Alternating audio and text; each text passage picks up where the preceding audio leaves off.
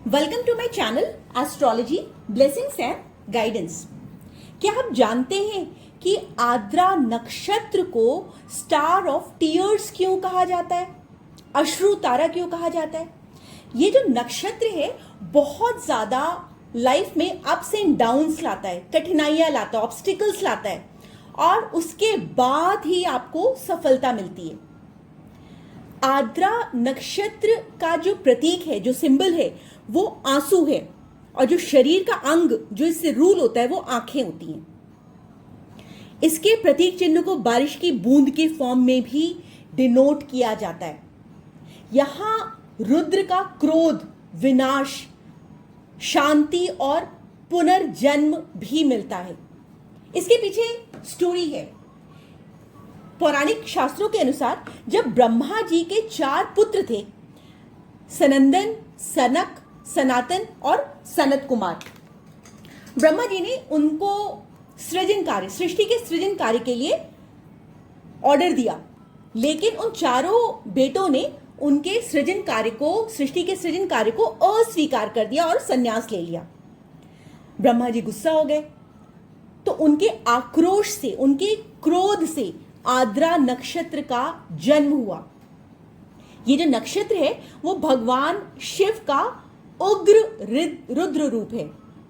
एक और स्टोरी है, उसके अनुसार एक बार माता पार्वती ने शंकर भगवान से रिक्वेस्ट की कि प्रभु आप मुझे विनाश की शक्ति का प्रदर्शन करके दिखाइए, सृजन की शक्ति का प्रदर्शन करके दिखाइए।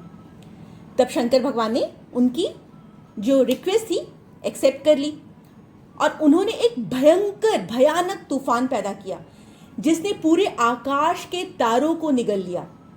सब कुछ खत्म हो गया और जब तूफान रुका तो सृष्टि बहुत धुली धुली सी थी, चारों तरफ चमक थी, तारे और भी ज्यादा चमकीले होकर के दिखाई दे रहे थे। तो जो आद्रा नक्षत्र है उसका जो लिंकेज है वो विनाश से और फिर नवीनीकरण से, दोनों से जुड़ा हुआ है। और ये जो परिवर्तन है वो आद्रा नक्षत्र के द्वारा ही हो सकता है। फॉर दिस रीजन आद्रा नक्षत्र को क्रोध का, विनाश का और नव संचार का प्रतीक माना जाता है। ये नक्षत्र भगवान शिव के केशों में विराज करता है, वहां पर इसका एग्जिस्टेंस देखा जाता है।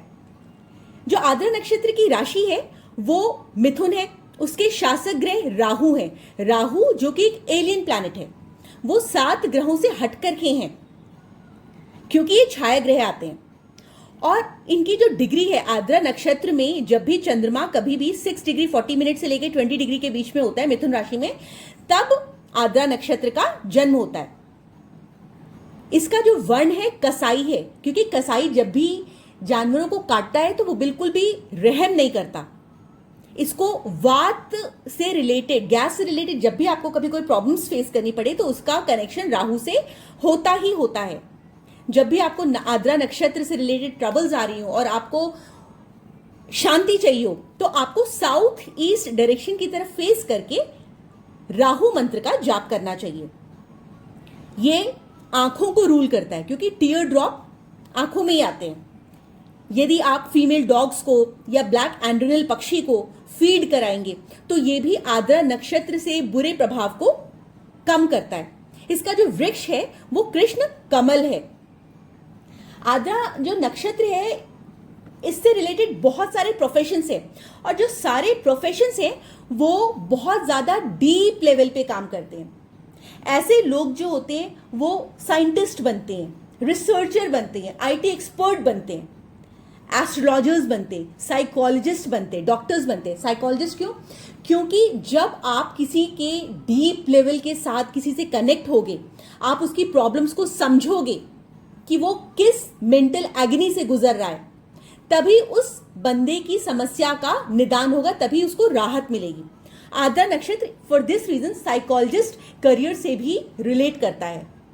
डॉक्टर जो कि कसाई की तरह काम करता है, बाकी शोधकर्ता, रिसर्चर्स, साइंटिस्ट, ये सब जो होते हैं बहुत डीप लेवल पे किसी भी चीज को स्टडी करते हैं।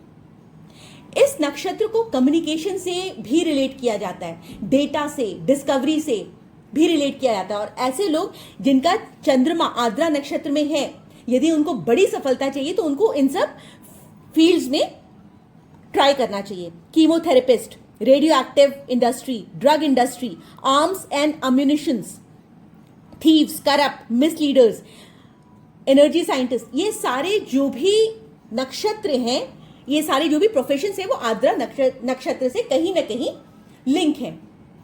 जो आर्द्रा नक्षत्र का वृक्ष है वो होता है चिरचिटा, या फिर एक और वृक्ष होता है कृष्ण कमल। ये बहुत ज्यादा मेडिसिनल वैल्यू में स्ट्रांग होता है और शुद्धिकरण का प्रतीक होता है।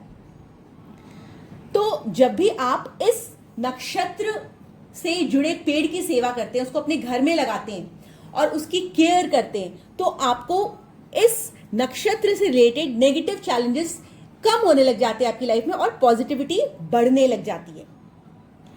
आर्द्रा नक्षत्र हमें सिखाता है कि भावनाओं को किसी की समझो और किसी को हर्ट मत करो। आपने देखा होगा कई बार कुछ लोगों की लाइफ में इतना बड़ा चेंज आता है, पहले वो अच्छे होते हैं, फिर लाइफ में कुछ ऐसा इंसिडेंस होता है जिसके बाद से उनकी पर्सनैलिटी कंप्लीटली चेंज हो जाती है। ये आर्द्रा नक्षत्र का ही प्रभाव है।